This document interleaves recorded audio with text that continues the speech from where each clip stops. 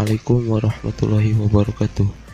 Di video kali ini saya akan membahas cara ekspor video supaya tidak terjadi kesalahan yang dapat membuat hasil editing video kita menjadi burik, entah itu di aplikasi CapCut, VN Editor, dan KineMaster. Sebenarnya sih cara ekspornya masih sama saja, karena di ketiga aplikasi tersebut kita cuma bisa mengatur resolusi, frame rate, dan bitrate. Tapi di aplikasi CapCut itu tidak ada settingan untuk mengubah bitrate, jadi kita cuma bisa mengatur resolusi dan frame rate atau tingkat bingkainya saja. Dan sekarang saya akan membahas 3 poin tersebut secara detail, supaya kalian bisa paham secara mendalam, dan simak video ini sampai habis.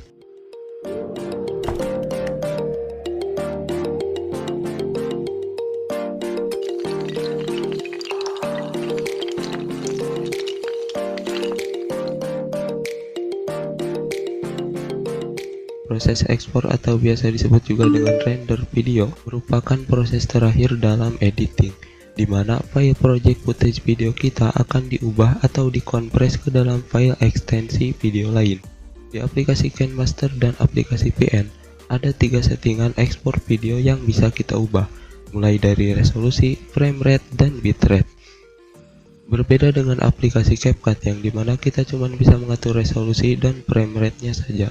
Jadi langsung saja kita bahas dari yang pertama.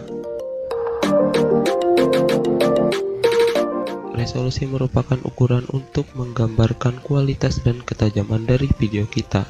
Sebagai contohnya, jika Anda menonton konten YouTube, Anda bisa memilih resolusi konten yang tersedia di sana.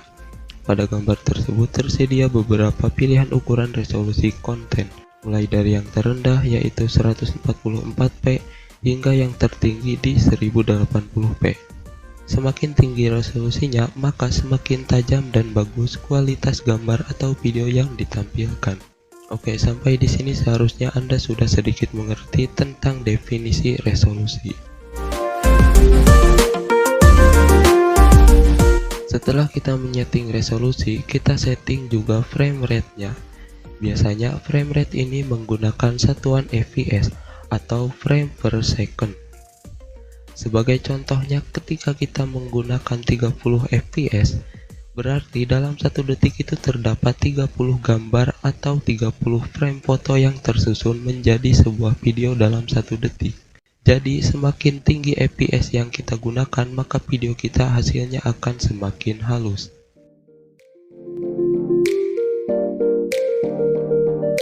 Setelah kita mengatur resolusi dan frame rate, tentunya kita harus mengatur bitrate-nya juga. Sebenarnya bitrate ini agak sulit untuk menjelaskannya. Jadi sederhananya, bitrate ini merupakan banyaknya bit yang diproses setiap detik oleh sebuah file video ketika video itu diputar. Biasanya satuannya kilobit per detik, atau biasa disingkat kbps atau megabit per detik. Biasanya disingkat mbps. Jika kalian sudah paham apa itu resolusi, fps, dan bitrate, sekarang saya akan menjelaskan cara untuk mengatur ketiga settingan ekspor video tersebut.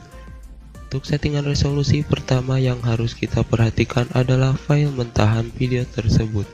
Misalkan, jika file mentahan video kita resolusinya 720p, maka kita harus mengekspornya mentok di 720p. Karena jika kita mengekspor dengan 1080p, ya rasa videonya akan tetap 720p. Meskipun kita mengekspornya di 1080p. Berbeda lagi jika file mentahan video kita 1080p. Kita bisa mengekspor videonya di 720p atau resolusi terendah yang lainnya. Apalagi jika file video kita resolusinya 2K atau 4K, kita akan lebih leluasa lagi untuk memilih settingan ekspor videonya. Begitu juga dengan frame rate atau fps. Kita harus mengatur settingan ekspor frame rate-nya seperti pada bagian resolusi. Jika frame rate video kita cuma 30 fps, maka kita harus mengekspor dengan 30 fps juga. Begitupun dengan fps yang lainnya. Dan untuk fps yang baik dan umum digunakan yang direkomendasikan oleh YouTube, mulai dari 24 fps sampai 60 fps. Yang terakhir yang harus kita atur adalah settingan bitrate-nya.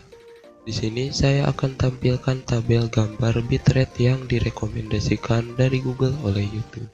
Misalkan jika kita memakai resolusi 720p, maka kita bisa menggunakan bitrate di 5 Mbps untuk hasil yang standar. Tapi kita juga bisa menggunakan bitrate 7,5 Mbps untuk hasil video yang lebih baik. Begitupun dengan settingan bitrate yang lainnya, kita sesuaikan saja bitrate-nya dengan resolusi dari video kita.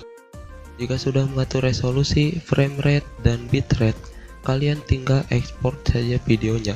Dan dijamin video kalian akan lebih baik dan tidak burik jika kalian menyetingnya menggunakan teknik. Oke, mungkin sekian saja video dari saya, mudah-mudahan videonya bermanfaat. Dan jangan lupa untuk upgrade skill editing kalian untuk menghasilkan karya yang lebih baik. Wassalamualaikum warahmatullahi wabarakatuh.